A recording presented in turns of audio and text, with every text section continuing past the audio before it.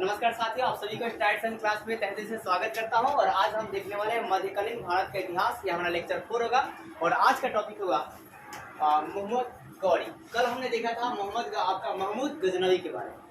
तो आज देखते हैं मोहम्मद गौरी, ये किस वंश के थे? तो सासवानी वंश के थे। किस वंश के थे जी? सासवानी वंश के। अब बात करते हैं कि भारत में मुस्लिम साम्राज्य का रियल फाउंडर किसे माना जाता है? तो मोहम्मद गौरी को माना जाता है। किसको मानते हैं? मोहम्मद गौरी। अब मोहम्मद गौरी का अन्य नाम क्या है? इन्हें क्या जी? मैजुद्दीन। क्या जी? मैजुद्दीन मोहम्मद शाम जी कहा जाता है। नाम थोड़ा ऐसे मुस्लिम आप क्या रखेंगे? मैजुद्दीन। क्या जी? मैजुद्दीन मोहम्मद शाम। मैजुद्दीन क्या जी? मोहम्मद शाम। और इन्हें शॉर्ट में शिहाबुद्दीन भी कहा जाता है। क्या होते हैं? शिहाबुद्दीन। मतलब मोहम्मद गौरी का पहले आप नाम याद कीजिए कि कौन का नाम है। 3 नाम है। एक तो मोहम्मद क्या जी? मोहम्मद गौरी। दूसरा नाम क्या है? मैनुद्दीन। क्या जी? मैनुद्दीन शाम है आपका। मैनुद्दीन क्या साहब? मैनुद्दीन मोहम्मद शाम। और तीसरा नाम क्या जी? शिहाबुद्दीन। तो पहले 2 का आसान नाम याद कर लीजिए कि मोहम्मद गौरी और क्या? शिहाबुद्दीन। और क्या? मोहम्मद क्या जी? मैनुद्दीन मोहम्मद शाम। मैनुद्दीन मोहम्मद शाम। मियाजुद्दीन। मुइजुद्दीन। ठीक है जी? मुइजुद्दीन। ठीक है, मुइजुद्दीन मोहम्मद शाम। तो 3 नाम याद है, मोहम्मद गौरी, शिहाबुद्दीन और मुइजुद्दीन मोहम्मद शाम। अब बात करते हैं कि उदय कब हुआ। तो ये जो आपका है क्या कि मतलब देखिए, उदय कब हुआ? 12वीं शताब्दी के मध्य, मतलब बीच में। ठीक है, 12वीं शताब्दी के मध्य। आप समझ सकते हो ना, 1900 आपका क्या 50 के बाद। ठीक है, तो 1150 बोल रहा हूँ, 1150 के बाद 12वीं शताब्दी मध्य का मतलब। अब है कि गजनी साम्राज्य का जो है, गजनी साम्राज्य है एक छोटा, सुनिएगा, गजनी साम्राज्य का एक छोटा गौर वंश था। क्या था जी? गौर वंश। और इसका शासक जो कौन था जी? मोहम्मद गौरी। मोहम्मद गौरी। अब ये शासक कब बने थे? 1973। गजनी साम्राज्य का एक छोटा सा प्रांत था। छोटा सा क्या था जी? प्रांत था। उस प्रांत का नाम, प्रांत मतलब इलाका। ठीक है, प्रांत का नाम क्या था? गौर था। और गौर के वो शासक कौन थे? मोहम्मद गौरी थे। कौन थे जी? मोहम्मद गौरी थे। और इस शासक कब बने थे? 1173 में। तो सबसे पहले बात आप फिर से एक बार सुनिए कि मतलब भारत में आपका है क्या? भारत में मुसलमान साम्राज्य का वास्तविक संस्थापक किसे कहते हैं? मोहम्मद गौरी को। इनका अन्य नाम क्या है? शिहाबुद्दीन या साहब क्या जी? मुइजुद्दीन मोहम्मद शाह। फिर उदय कब होता है? तो 12वीं शताब्दी के मध्य में। फिर आपका एक छोटे से प्रांत में रहते थे जिसका नाम क्या था जी? गौर। क्या था साहब? गौर। और वहाँ के शासक थे, क्या नाम था? मोहम्मद गौरी। कब बने थे? 1173। अब इनका है क्या? आक्रमण की बात करते हैं कि भारत पर आक्रमण करने का इनका क्रम कब रहा?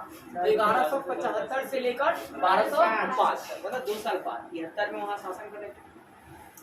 पहला आक्रमण इन्होंने कब करेगा? 1175 में। कहा जी? मुल्तान पर।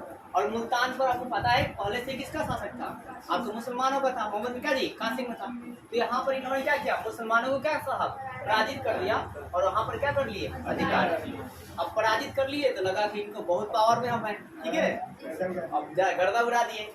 अब गर्दा उड़ा दिए तो फिर अनेक आपका है क्या? 1100 क्या जी? 75 में। एक मिनट,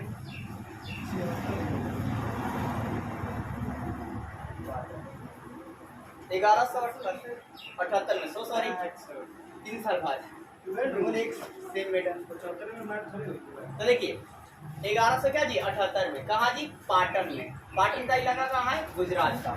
यहाँ पर आक्रमण किए। अब यहाँ का जो किंग थे, इसलिए मैं राजा न लिखकर किंग लिखा हूँ। ठीक है, किंग कौन थे? भीम द्वितीय। क्या हुआ साहब? भीम द्वितीय।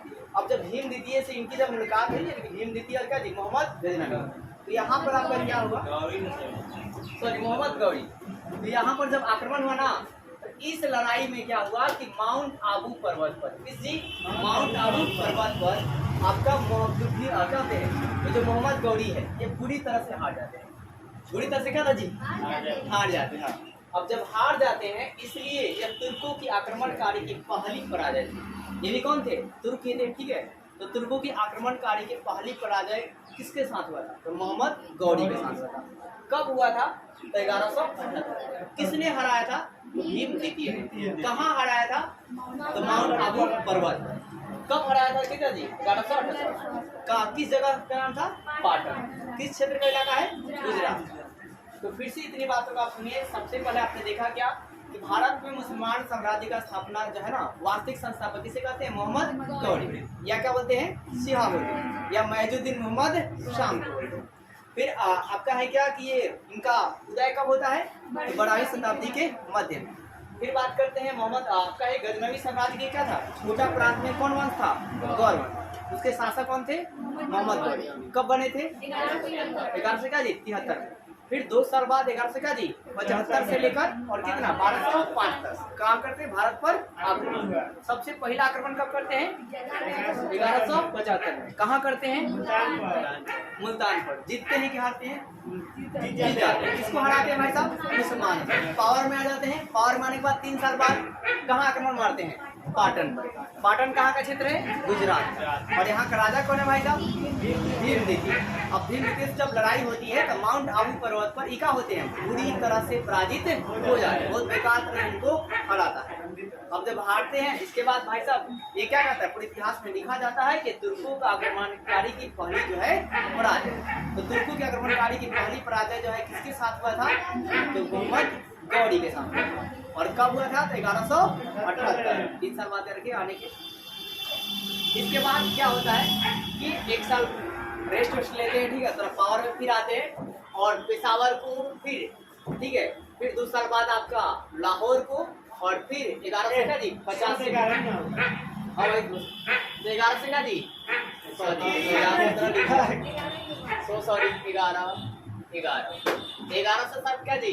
79 में और 1181 में और 1150 में।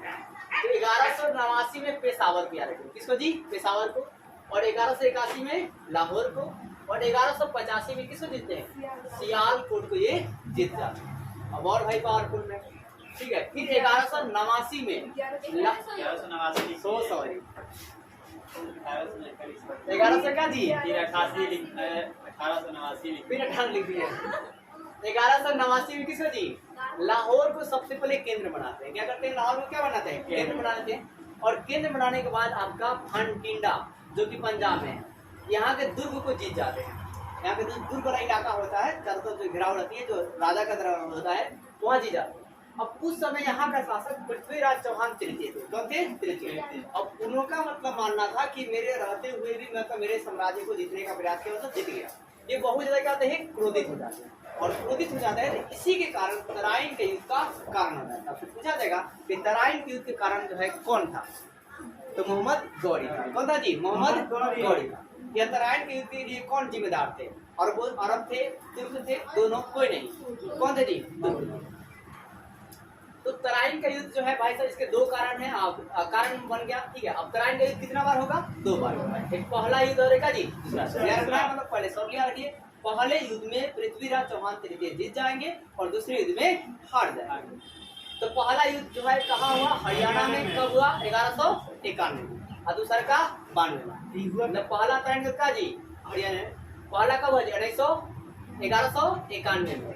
कब हुआ भाई साहब? 1191 में। कहाँ हुआ? हरियाणा में।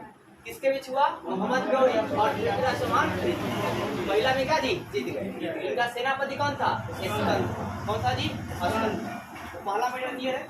दूसरा बात देखिए, फिर यहाँ पर है क्या? द्वितीय युद्ध क्या हुआ? 1911 से क्या जी? 92। यहाँ पर क्या होते हैं? हार जाते हैं। अब इसके बाद जो है कि क्यों हार जाते हैं? देखिए यहाँ पर जो है ना, ये मोहम्मद गौरी जो था, ये आपका जयचंद्र का, जयचंद्र को नाम लग रहा है ना, ये कैसा होगा? हिंदू शासक होगा।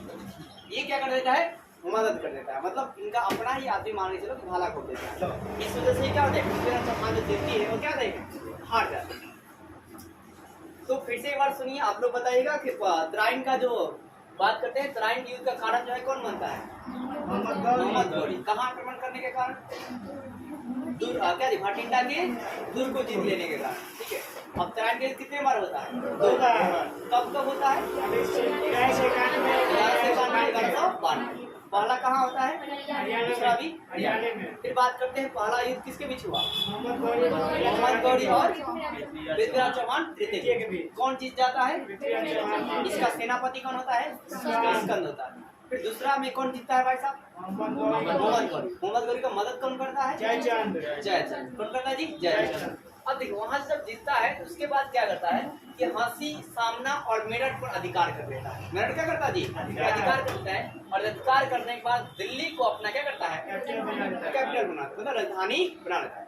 मतलब पहले की कोई भी शासक अगर किस साम्राज्य को मतलब जीतते थे तो वहां पर अपना राजधानी बनाना भी चालू कर देते थे। ठीक है, तो यहाँ पर आप देख सकते हैं मतलब आप देखेंगे इसका जो देखिए इसका सिर्फ अभियान ही नहीं चला रहा, ये वहां पर राजधानी भी बना रहा है। मतलब इसको कहा जाएगा ये वास्तविक में मतलब आक्रमण करे, इसलिए वहां पर लिखा हुआ है कि भारत में मुसलमान साम्राज्य का अब है क्या वास्तविक संस्थापक कौन है जी? मोहम्मद गौरी है। क्योंकि वो बंदा आक्रमण कर सिर्फ धन लूट कर नहीं लेकर जा रहा है, बल्कि यहाँ पर धन लूटने के साथ साथ वहाँ पर अपना साम्राज्य भी स्थापित कर रहा है और वहाँ पर अपना कैपिटल भी बना रहा है जहाँ से अपना व्यवसाय वगैरह भी चलाएगा। फिर इसके बाद दिल्ली में उन्होंने क्या किया? गौड़ साम्राज्य का क्या किया जी? स्थापना। गौड़ साम्राज्य क्या किया? स्थापना। तो बाकी का हम मोहम्मद गौरी के बारे में लेक्चर 4 में 5 में देखेंगे। हाँ जी, धन्यवाद।